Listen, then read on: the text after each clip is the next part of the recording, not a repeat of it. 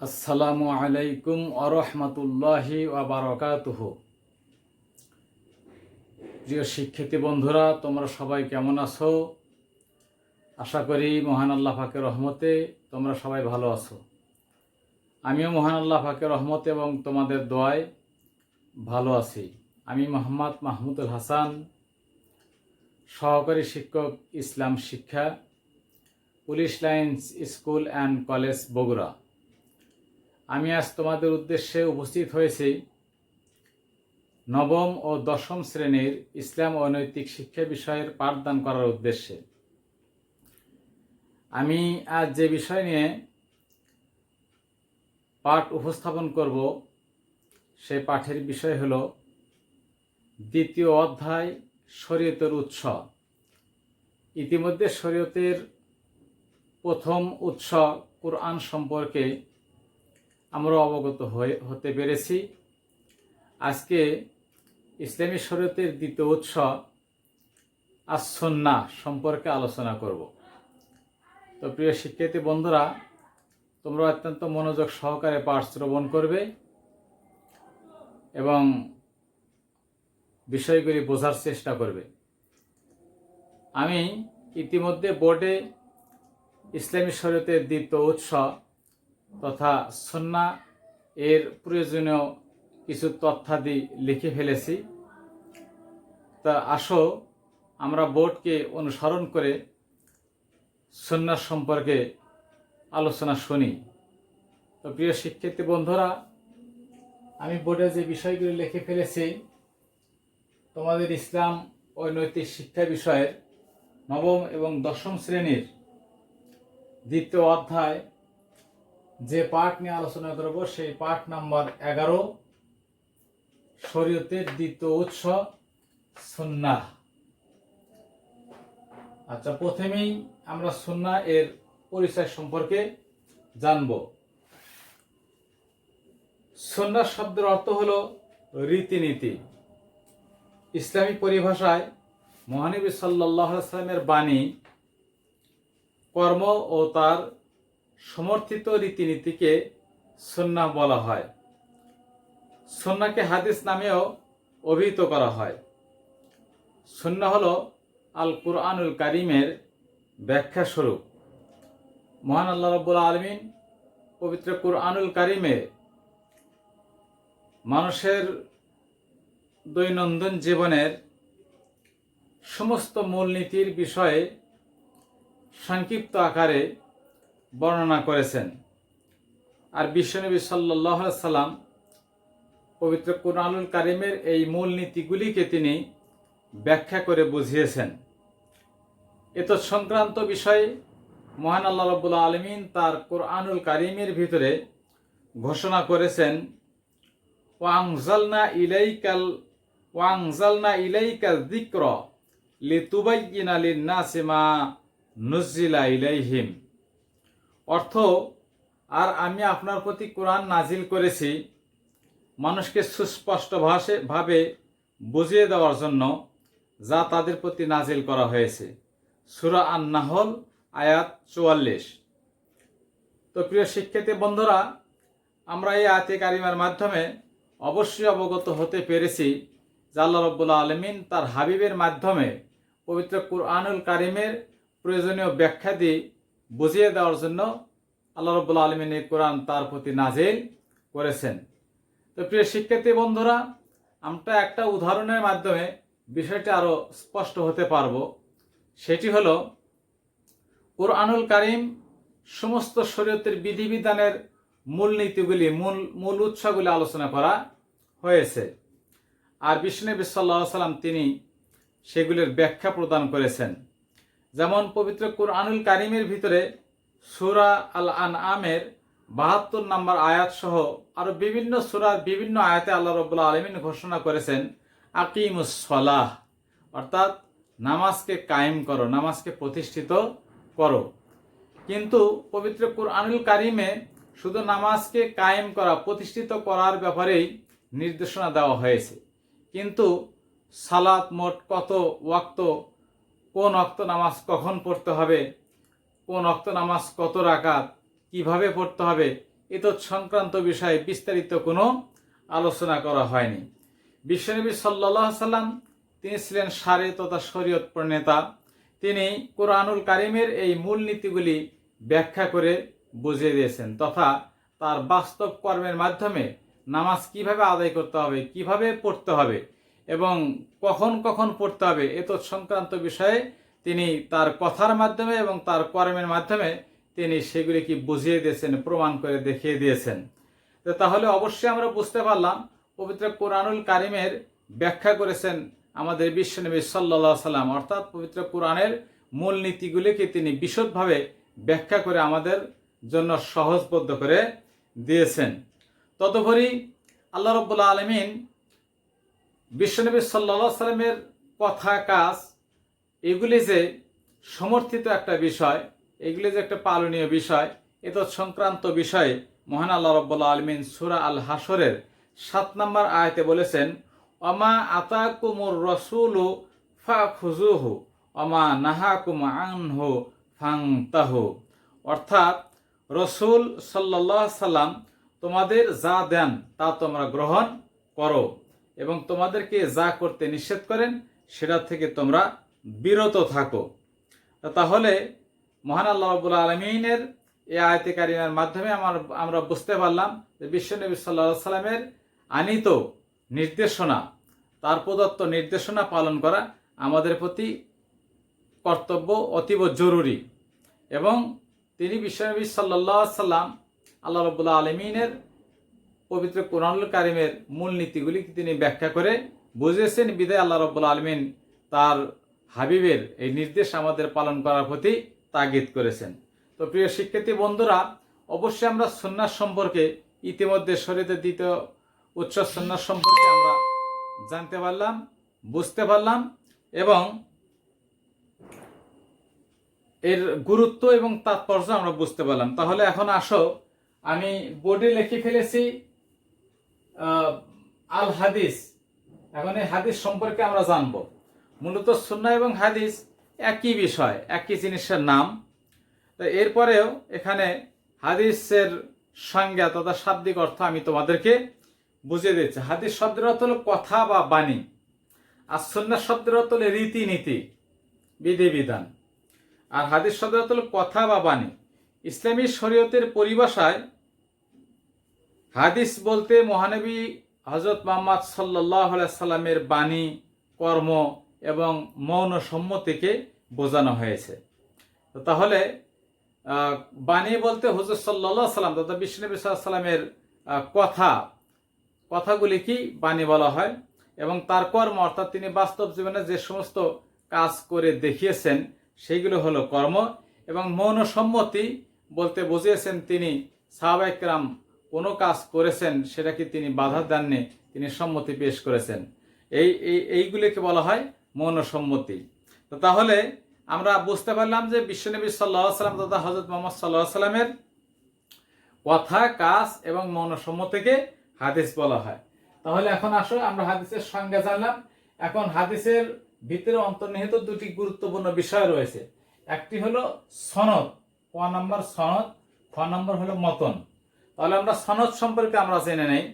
সনদ হলো রাবীদের পরস্পর বর্ণনার ধারা, অর্থাৎ গ্রন্থকার থেকে নিয়ে বিশ্বনবী সাল্লাল্লাহু আলাইহি সাল্লাম পর্যন্ত হাদিস প্রণয়নের, হাদিস বর্ণনা করার সাহাবীদের যে ধারাবাহিকতা, সাহাবীদের যে বর্ণনা পরম্পরা, এটা কি সনদ বলা হয়ে থাকে। যেমন ইমাম বুখারী যদি হাদিস বর্ণনা করে থাকেন তাহলে তিনি তার ওস্তাদ থেকে শুনেছেন, তার ওস্তাদ অন্য তার ঊর্ধ্বতম ওস্তাদ থেকে শুনেছেন এবং তিনি তার ঊর্ধ্বতম কোনো ওস্তাদ থেকে শুনেছেন। এভাবে করতে করতে তাবি এবং তাবির পরে সাহাবি এবং সাহাবির পরে বিশ্বনবী সাল্লাল্লাহু আলাইহি সাল্লামের কাছ থেকে সাহাবি হাদিস বর্ণনা করেছেন। মূলত এই যে একটা বর্ণনার ধারাবাহিকতা, রাবি তথা হাদিস যারা বর্ণনা করেন তাদের যে এই যে বর্ণনার ধারাবাহিকতা, এটা কি মূলত সনদ বলা হয়ে থাকে। আর মতন হলো কি? মতন হলো হাদিসের মূল বক্তব্য, হাদিসের মূল বক্তব্যকে মতন বলা হয়। আমি একটা উদাহরণ পেশ করতে গিয়ে তোমাদের বোঝাতে চাচ্ছি তোমাদের হাদিস বইয়ের প্রথম যে হাদিসটা আছে সেটা লেখা আছে ইন্নামাল আমালু বিন্নিয়াত, সমস্ত কাজের ফলাফল নিয়তের উপরে নির্ভরশীল। এই হাদিসটির যে অংশটুকু আমি পড়লাম এটা হলো প্রকৃতপক্ষে হাদিসের মতন তথা মূল বক্তব্য, এবং এই হাদিসটি যে রাবি বর্ণনা করেছেন সেই রাবি যে বর্ণনা পরম্পরা, এই বর্ণনা পরম্পরাকে মূলত সনদ বলা হয়ে থাকে। তাহলে আমরা অবশ্যই সনদ এবং মতন বিষয়টি কি আমরা বুঝতে পারলাম। তো প্রিয় শিক্ষার্থী বন্ধুরা, আসো এখন হাদিসে আমরা প্রকারভেদ জেনে নেই। হাদিসের প্রকারভেদ আমি এখানে লিখেছি, মতন বা হাদিসের মূল বক্তব্যের ভিত্তিতে হাদিস 3 প্রকার, যথা কওলি হাদিস, ফেলি হাদিস, তাকরিরি হাদিস। তাহলে আমরা এর আগে আমরা জেনেছি যে বিশ্বনবী সাল্লাল্লাহু আলাইহি ওয়াসাল্লাম তথা মুহাম্মদ সাল্লাল্লাহু আলাইহি ওয়াসাল্লামের কথা, কাজ এবং মৌন সম্মতিকে হাদিস বলা হয়। তাহলে এখানে বোঝানো হয়েছে মতন বা হাদিসের মূল বক্তব্যের ভিত্তিতে হাদিসকে 3 ভাগে ভাগ করা হয়েছে। প্রথমত ক নাম্বার কওলি হাদিস। কওলি হাদিস সেই হাদিসকে বলা হয় যে হাদিস বিশ্বনবী সাল্লাল্লাহু আলাইহি ওয়াসাল্লামের কথামূলক, বাণীমূলক হাদিস। বিশ্বনবী সাল্লাল্লাহু আলাইহি ওয়াসাল্লামের বাণীমূলক হাদিসকে কওলি হাদিস বলা হয়। 2 নম্বর হলো ফেলি হাদিস। ফেলি হাদিস হলো বিশ্বনবী সাল্লাল্লাহু আলাইহি ওয়াসাল্লামের কর্মমূলক হাদিস, অর্থাৎ তিনি বাস্তবে যে কাজগুলি করে দেখে দিয়েছেন, মূলত সেই সমস্ত হাদিসকেই ফেলি হাদিস বলা হয়ে থাকে। এবং গ নম্বর যেটা বলা হয়েছে তাকরিরি হাদিস। তাকরিরি হাদিস হলো মৌন সম্মতিমূলক হাদিস, অর্থাৎ বিশ্বনবী সাল্লাল্লাহু আলাইহি ওয়াসাল্লামের সম্মুখে সাহাবায়ে কেরাম কোনো কাজ করেছেন, তাতে বিশ্বনবী সাল্লাল্লাহু আলাইহি ওয়াসাল্লাম নিষেধ করেন নাই, বরং তিনি সম্মতি দিয়েছেন বা চুপ থেকেছেন। এই ধরনের হাদিসকে মূলত তাকরিরি হাদিস বলা হয়ে থাকে। তাকরিরি হাদিস বোঝানোর ক্ষেত্রে তোমাদের সহজ করার জন্য আমি একটা উদাহরণ পেশ করছি। উদাহরণ বলতে প্রকৃতপক্ষে এটাও একটা হাদিস। বিশ্বনবী সাল্লাল্লাহু আলাইহি ওয়াসাল্লামের জামানায় সাহাবায়ে কেরাম তারা একটা খেজুর গাছের শাখার সাথে আরেকটি খেজুর গাছের শাখাকে তারা সংযুক্ত করে দিত। এর পিছনে উদ্দেশ্য ছিল যে পরাগণের মাধ্যমে যাতে ফসল বেশি হয়। হুজুর সাল্লাল্লাহু আলাইহি ওয়াসাল্লাম এই বিষয়টি লক্ষ্য করে বললেন যে তোমরা এটা কি করছো? সাহাবায়ে কেরামদের বললেন যে তোমরা এটা কি করছো? সাহাবায়ে কেরাম জবাব দিলেন যে ইয়া রাসূলুল্লাহ, এরকম করলে খেজুর বেশি ফলন দেয়, বেশি খেজুর জন্মে, এই জন্য আমরা এরকম করছি। বিশ্বনবী সাল্লাল্লাহু আলাইহি ওয়াসাল্লাম বিষয়টি শোনার পরে তিনি নিষেধ করেন নাই, বরং তিনি সম্মতি দিয়েছেন। প্রকৃতপক্ষে এই ধরনের যে হাদিস, এই হাদিসগুলোকেই তাকরিরি হাদিস বলা হয়ে থাকে। তো প্রিয় শিক্ষার্থী বন্ধুরা, অবশ্যই হয়তো তোমরা মতনের দিক থেকে হাদিস 3 প্রকার, কওলি, ফেলি এবং তাকরিরি, এই 3টা হাদিস অবশ্যই তোমরা ইতিমধ্যে বুঝে ফেলেছো। তো প্রিয় শিক্ষার্থী বন্ধুরা, এখন আসো হাদিসের আরো প্রকার রয়েছে, সেটা হলো সনদ তথা রাবি পরম্পরার ভিত্তিতে হাদিস 3 প্রকার, যথা মারফু হাদিস, মাওকুফ হাদিস, মাকতু হাদিস। তাহলে আসো আমরা এই 3টা বিষয় এখন জেনে নেই। তো প্রথমে যে বিষয় লিখেছি সেটা হলো মারফু হাদিস। প্রথমে বলেছে বর্ণনা পরম্পরা। মারফু হাদিস হলো যে হাদিসের রাবির বর্ণনার ধারাবাহিকতা গ্রন্থকার থেকে নিয়ে বিশ্বনবী সাল্লাল্লাহু আলাইহি ওয়াসাল্লাম পর্যন্ত পৌঁছেছে। যেমন ধরো ইমাম বুখারী রাহমাতুল্লাহ আলাইহি তিনি হাদিস বর্ণনা করতেছেন, তিনি কার কাছ থেকে হাদিস বর্ণনা করতেছেন তার নাম তিনি উল্লেখ করলেন, এবং তিনি যার কাছ থেকে হাদিস শুনেছেন তিনি আবার কার কাছ থেকে, তার ঊর্ধ্বতম ওস্তাদ বা কোনো মুহাদ্দিসের কাছ থেকে তিনি হাদিস শুনেছেন, তার নাম তিনি উল্লেখ করলেন। এরকম ঊর্ধ্বতন উপর দিকে যেতে যেতে এক পর্যায়ে বিশ্বনবী সাল্লাল্লাহু আলাইহি ওয়াসাল্লাম থেকে হাদিস বর্ণনা করতেছেন সাহাবী। যেমন বিভিন্ন হাদিসে বলা হয়েছে আবি হুরায়রা থেকে বর্ণিত, তিনি বলেছেন হুজুর সাল্লাল্লাহু আলাইহি ওয়াসাল্লাম ইরশাদ করেছেন। এরকম আমরা বলে থাকি, হাদিসে জেনে থাকি। তাহলে এরকম যে সাহাবী রাসূল সাল্লাল্লাহু আলাইহি ওয়াসাল্লাম থেকে হাদিস বর্ণনা করেছেন, সেখান থেকে নিয়ে গ্রন্থকার পর্যন্ত যে রাবির ধারাবাহিকতা, মূলত রাবির ধারাবাহিকতা যদি রাসূল সাল্লাল্লাহু আলাইহি ওয়াসাল্লাম পর্যন্ত পৌঁছে যায়, এটা বর্ণনা পরম্পরা, তাহলে তবে সেই রকম হাদিসকেই মারফু হাদিস বলা হয়ে থাকে। এরপরে আসলে আমরা খ নাম্বার জেনে নেই মাওকুফ হাদিস। মাওকুফ হাদিস কোনটি? মাওকুফ হাদিস হলো যে হাদিসের বর্ণনা পরম্পরা, অর্থাৎ রাবি যারা হাদিস বর্ণনা করেন তারা বর্ণনা করতে করতে, অর্থাৎ গ্রন্থকার তিনি হাদিস সংকলন করতেছেন, সেখান থেকে নিয়ে ঊর্ধ্বতম রাবিদের বর্ণনা করতে করতে এক পর্যায়ে যখন সাহাবি পর্যন্ত হাদিস বর্ণনার ধারা চলে গেছে, কিন্তু সাহাবি যে বিশ্বনবী সাল্লাল্লাহু আলাইহি ওয়াসাল্লাম তথা মুহাম্মদ সাল্লাল্লাহু আলাইহি ওয়াসাল্লামের কাছ থেকে শুনেছেন বা বলেছেন এরকম কোনো কথা উল্লেখ নাই, বরং সাহাবি পর্যন্ত বর্ণনার ধারাটা গিয়ে সেখানেই সমাপ্ত হয়ে গেছে। এই ধরনের হাদিসকে বলা হয় এই ধরনের হাদিসকে বলা হয় মাওকুফ হাদিস। তো প্রিয় শিক্ষার্থী বন্ধুরা, এখানে তোমরা প্রশ্ন করে থাকো যে স্যার সাহাবী কারা? তো তাহলে সাহাবীর, আমি এখানে বললাম মাওকুফ হাদিস হলো সাহাবী পর্যন্ত যে হাদিস যা পৌঁছেছে। এখন তোমরা যদি প্রশ্ন করো সাহাবী কে, তাহলে এটা তোমাদের জানা অতীব জরুরি। সাহাবী হলেন তারাই যারা বিশ্বনবী সাল্লাল্লাহু আলাইহি ওয়াসাল্লামকে দেখেছেন এবং তার প্রতি ঈমান এনেছেন এবং তারা তার প্রতি ঈমান আনার পরে ঈমানের উপর অটল থেকেছেন এবং ঈমানের উপরই তারা মৃত্যুবরণ করেছেন, তাদেরকে সাহাবী বলা হয়। তাহলে আমরা জানতে পারলাম যে সাহাবী হলেন বিশ্বনবী সাল্লাল্লাহু আলাইহি ওয়াসাল্লামকে যারা দেখেছেন। তাহলে সেই সাহাবীদের যে পরিচয় আমরা বর্ণনা করলাম, সেই সাহাবী পর্যন্ত হাদিসের বর্ণনা পরম্পরা রাবীদের ধারা যদি সেখান পর্যন্ত যা পৌঁছার পরে, তারপরে আর উপর দিকে ওঠেনি, অর্থাৎ বিশ্বনবী সাল্লাল্লাহু আলাইহি ওয়াসাল্লাম পর্যন্ত পৌঁছেনি, তাহলে সেই রকম হাদিসকে মাওকুফ হাদিস বলা হয়ে থাকে। এখন প্রিয় শিক্ষার্থী বন্ধুরা, আসো মাকতু হাদিস। তৃতীয় নম্বর হলো মাকতু হাদিস। মাকতু হাদিস কাকে বলে? তো মাকতু হাদিস হলো, মাকতু শব্দের হলো কেটে যাওয়া, ছিন্ন হয়ে যাওয়া, বিচ্ছিন্ন হয়ে যাওয়া।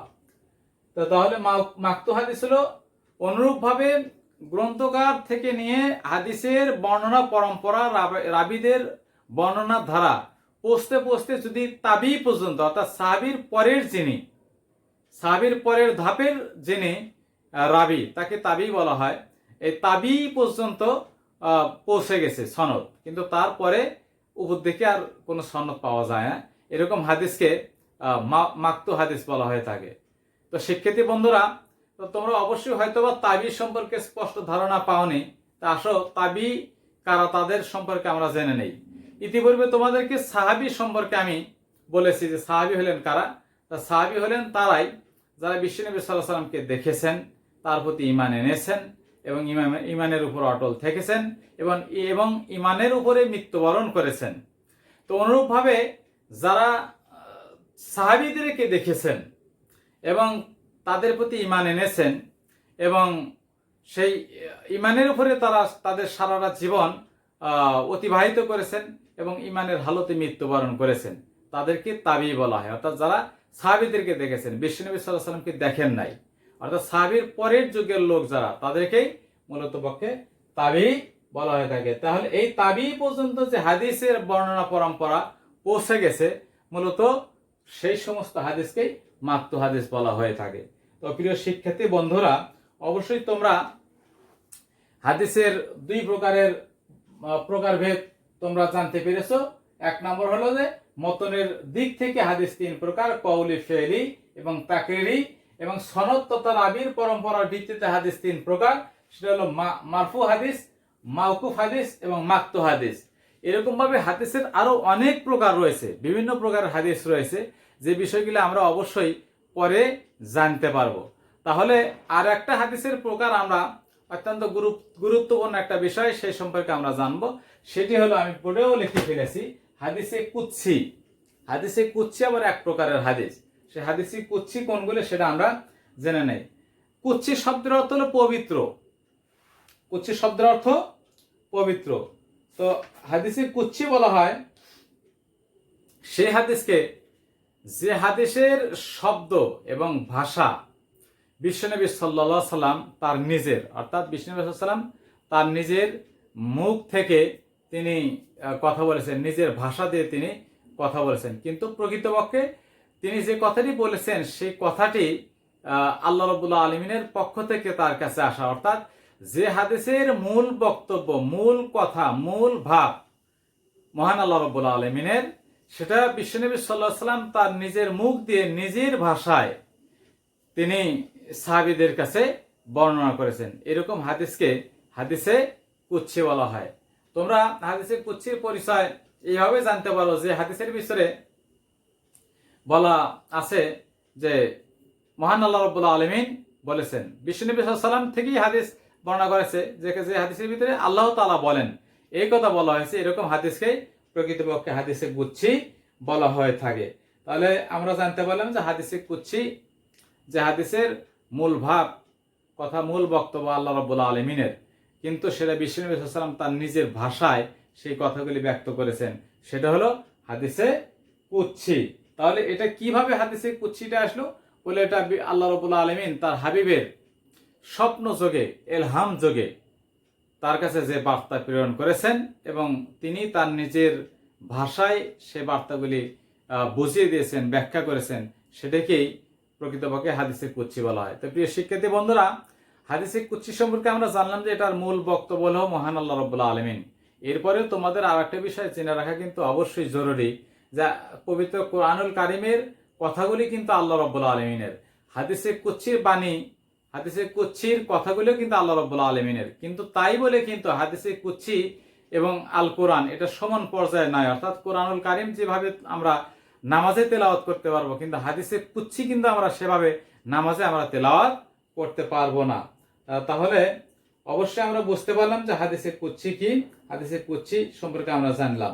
তো প্রিয় শিক্ষার্থী বন্ধুরা, আজকে তোমাদের পাঠে যে বিষয়গুলি আমি তোমাদেরকে আলোচনা করলাম, এই বিষয়গুলি তোমরা বাসায় বারবার একটু পড়বে এবং বোঝার চেষ্টা করবে। কোনো বিষয়ে যদি তোমাদের বুঝতে সমস্যা হয় তাহলে অবশ্যই আমার নাম্বার তোমাদের জানা আছে, তোমরা সরাসরি ফোন করে বিষয়টি জেনে নিতে পারবে। তো শিক্ষার্থী বন্ধুরা, আজকে আর সময় বাড়াতে যাচ্ছি না।